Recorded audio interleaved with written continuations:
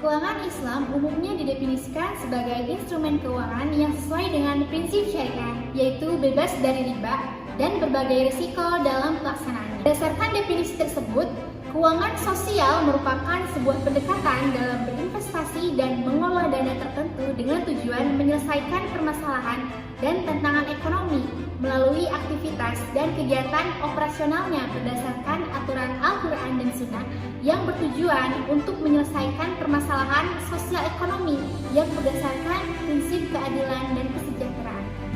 Instrumen keuangan sosial dalam Islam diantaranya adalah zakat, infak, sedekah, dan wakaf yang berperan untuk mendorong masyarakat untuk ikut berpartisipasi dalam kegiatan sosial yang bertujuan untuk meningkatkan kesejahteraan manusia. Nah, adapun implementasi dari instrumen tersebut memiliki fungsi yang terkait dengan prinsip dasar partisipasi sosial untuk kepentingan publik. Nah, hal ini juga sejalan dengan upaya untuk mendukung program Sustainable Development Goals atau SDGs yang telah dicanangkan oleh PBB dalam rangka untuk menjaga kelestarian dan kesinambungan hidup masyarakat secara menyeluruh.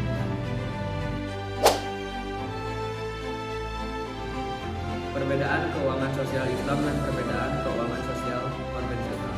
Secara hukum, keuangan sosial Islam berprinsip kepada Al-Quran, sedangkan konvensional berprinsip kepada hukum-hukum yang berlaku. Selanjutnya, secara orientasi, keuangan sosial Islam berorientasi pada kesejahteraan, sosial, dan keadilan, sedangkan konvensional berorientasi kepada keuntungan dan kepuasan. Yang terakhir, secara instrumen, keuangan sosial Islam ada zakat, wakaf, dan infak, sedangkan konvensional mendapatkan dana dari perusahaan konvensional. Nah, apa saja sih instrumen keuangan sosial Islam? Yang pertama ada zakat. Nah, zakat menurut Undang-Undang Nomor 23 Tahun 2011 tentang pengelolaan zakat. Zakat merupakan sebagian kecil harta seorang muslim yang wajib dikeluarkan dari sebagian harta lainnya untuk diberikan kepada orang-orang yang berhak. Yang kedua ada wakaf. Nah, wakaf ini merupakan kegiatan menyerahkan sebagian kepemilikan harta wakif untuk diambil manfaatnya dalam jangka waktu yang ditentukan atau selamanya sesuai ketentuan syariah untuk beribadah atau diperuntukkan untuk kesejahteraan umum.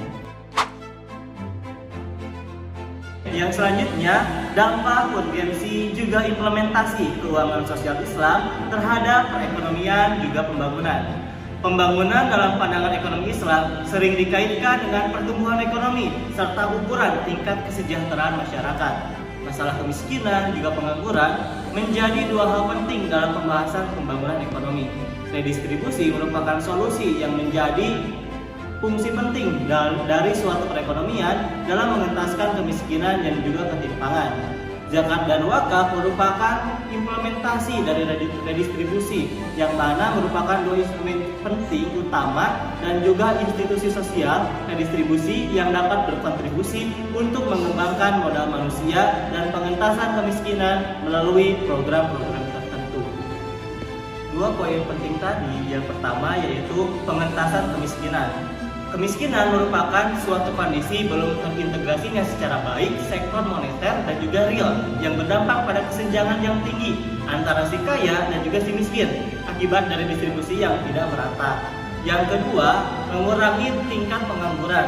Dalam Islam, pengangguran merupakan sebagai kondisi seseorang yang tidak memiliki pekerjaan dan sedang mencari pekerjaan akan mempersiapkan usaha. Dua hal tersebut merupakan solusi dari pandangan Islam terhadap pengentasan kemiskinan. Lembaga keuangan yang menyediakan jasa dengan melibatkan dana sosial Islam masih belum optimal. Berikut penjelasannya. Yang pertama, Badan Amil Zakat Nasional atau Baznas.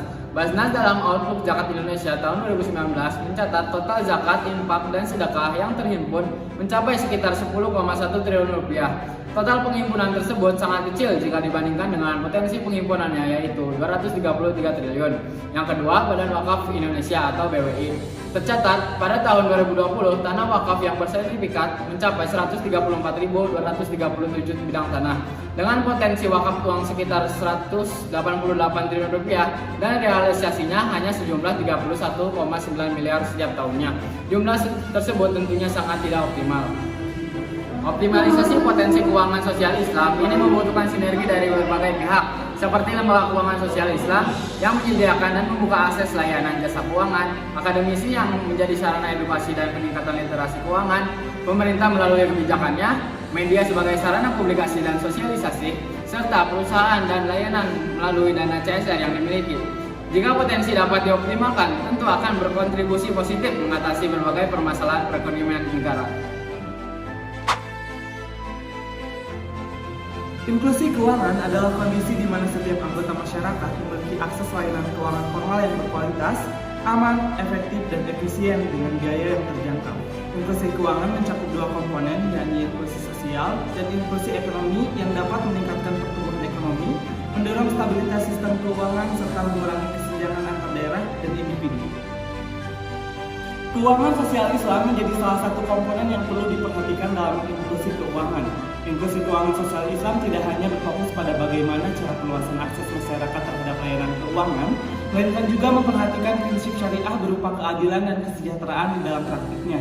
Selain itu, inklusi keuangan sosial Islam juga berorientasi pada tujuan jangka panjang yang dilakukan dengan tidak hanya membuka akses keuangan saja, tetapi juga mengembangkan akses dan dana yang diterima masyarakat agar dapat digunakan pada sektor produktif yang selanjutnya dapat mengatasi kemiskinan dan tercapainya kesejahteraan.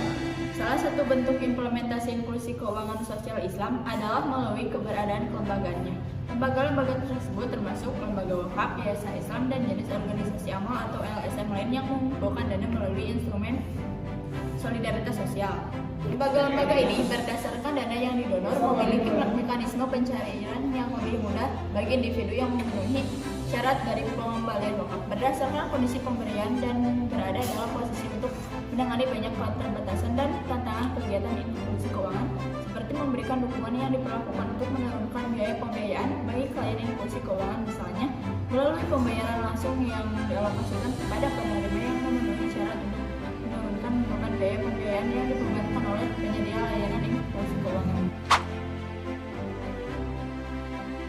Contoh studi kasus peran keuangan sosial Islam dalam pembangunan di berbagai negara.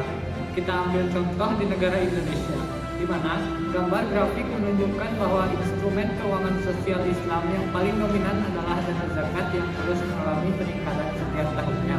Kemudian dana infak atau sedekah, dana sosial keagamaan lainnya, dan dana lain. Dana tersebut disalurkan pada berbagai bidang seperti ekonomi, pendidikan, dakwah, kesehatan, dan sosial kemanusiaan yang berdampak langsung kepada SDM, sehingga mampu meningkatkan kualitas SDM dan perekonomiannya. Contoh studi kasus selanjutnya yaitu di negara Malaysia. Malaysia menerapkan sistem zakat unik yang memungkinkan setiap negara bagian mengurus urusan zakatnya sendiri. Pusat Pungutan Zakat atau PPZ merupakan organisasi pengelolaan zakat di Malaysia. Nah, fungsi utamanya yaitu untuk mengumpulkan zakat, kemudian untuk mempermudah pembayaran atau urusan zakat, serta mendidik masyarakat agar sadar bahwa pembayaran zakat itu merupakan sesuatu yang penting.